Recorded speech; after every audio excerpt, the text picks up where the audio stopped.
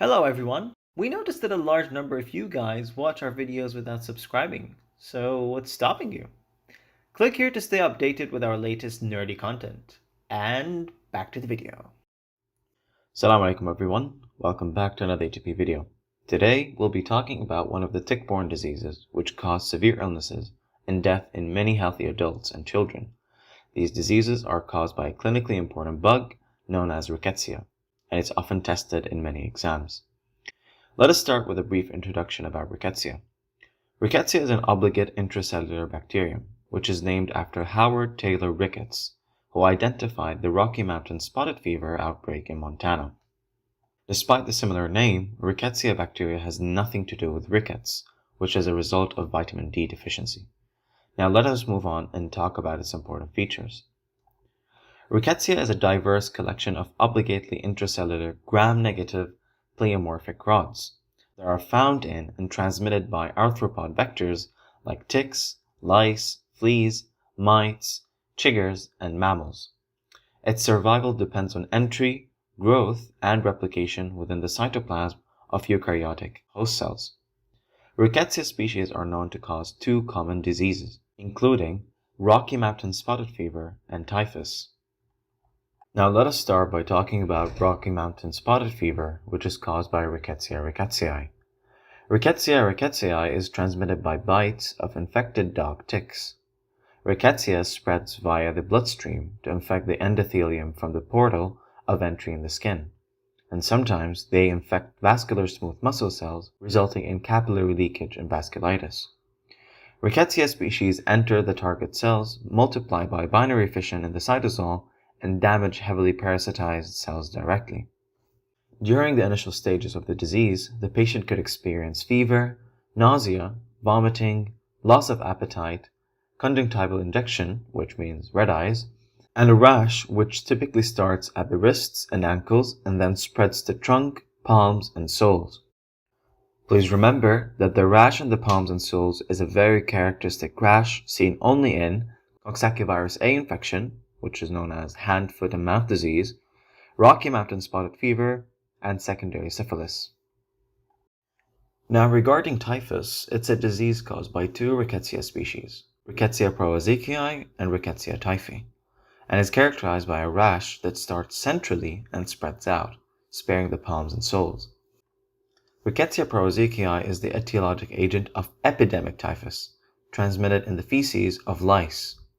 If the host has Rickettsia circulating in the blood, and the lice attach to the human host several times daily to take a blood meal, then it will become infected with Rickettsia prowazekii.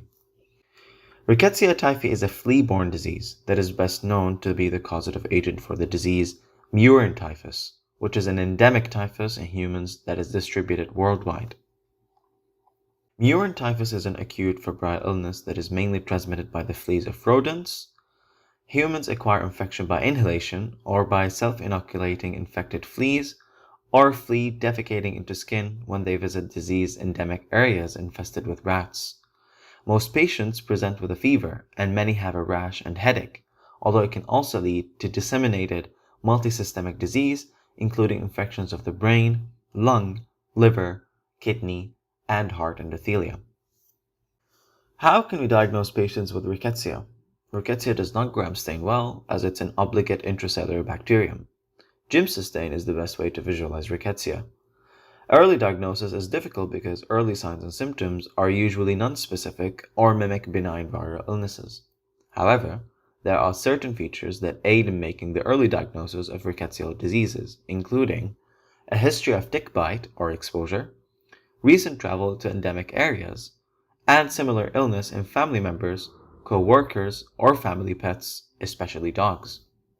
In the lab, you can diagnose Rickettsia using either nucleic acid amplification tests to amplify and detect bacterial DNA, or by serology, including rapid diagnostic tests, indirect immunofluorescence assays, and ELISA.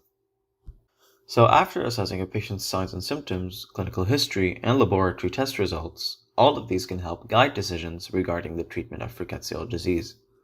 Doxycycline is the antibiotic of choice for adults and children.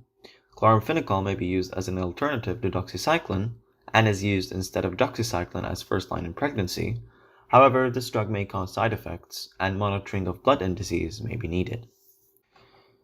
We've discussed everything about Rickettsia. Now the question is, how can we prevent it? It can be prevented with wearing long-sleeve protective clothing and a broad-brimmed hat to reduce the risk of infection when undertaking activities where human contact with ticks, lice, mites, or fleas may occur. In addition to that, using an insect repellent and examining your skin for possible bites following these activities may be helpful. Alright, to sum up, Rickettsia is an obligately intracellular gram-negative pleomorphic Rot's bacteria. Rickettsia is transmitted via ticks. Rickettsia species can cause Rocky Mountain spotted fever, which is caused by Rickettsia rickettsii, and typhus is caused by Rickettsia typhi and Rickettsia prowazekii. Finally, Rickettsia can be treated with doxycycline or chloramphenicol. And that's it for Rickettsia. We hope you found it beneficial. Don't forget to like, share, and subscribe to receive our latest updates. And don't forget to follow us on Twitter. And that's about it. Thank you.